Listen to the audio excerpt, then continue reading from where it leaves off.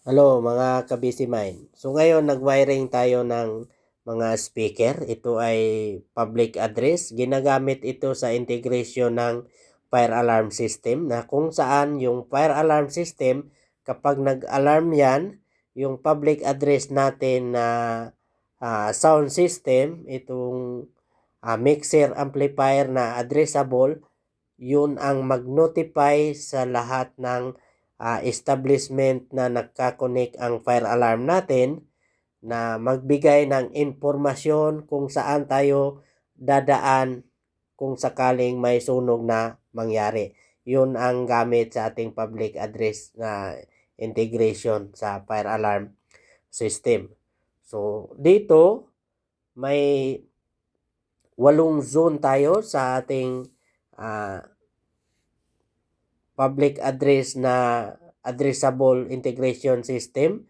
So, kailangan tayo ng 8 amplifier na pwedeng i-connect natin dito. Halimbawa, kung maraming speaker ang na-install natin sa isang establishment, so hanggang 8 amplifier ang pwedeng i-connect natin dito.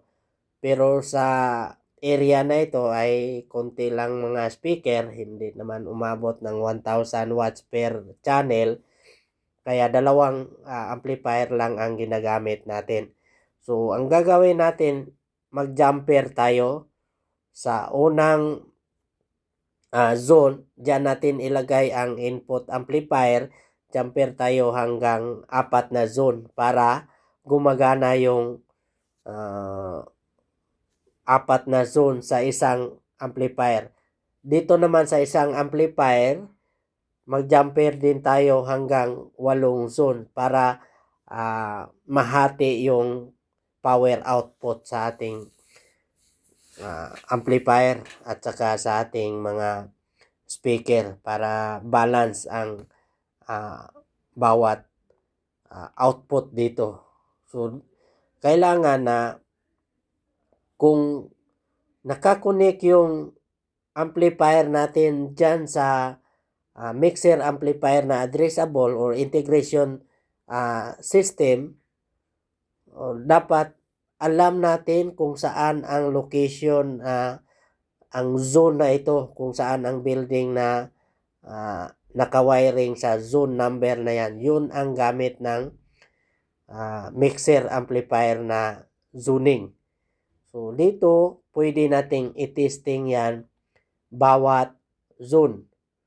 So ang pag-wiring dito sa amplifier or sa mga speaker, napakadali lang yan kasi dalawang cable lang yan, positive, negative. So yan lang ang pag-wiring yan. Tandaan lang natin na tama ang ating paglagay ng polarity. Ang mixer amplifier na ito ay may trigger alarm. So may relay ito na kung saan siya ang tatanggap ng signal galing sa ating interface or sa alarm signal ng ating fire alarm panel. So kapag nagbigay signal ng ating fire alarm panel, mag-trigger yung ating relay. So ang connection dito ay normally open. Kapag nabigyan na ng signal, mag-close yan. So mag-announce na rin or gagana na rin ang ating public address. So yun ang gamit ng integration ng public address sa fire alarm system. Okay?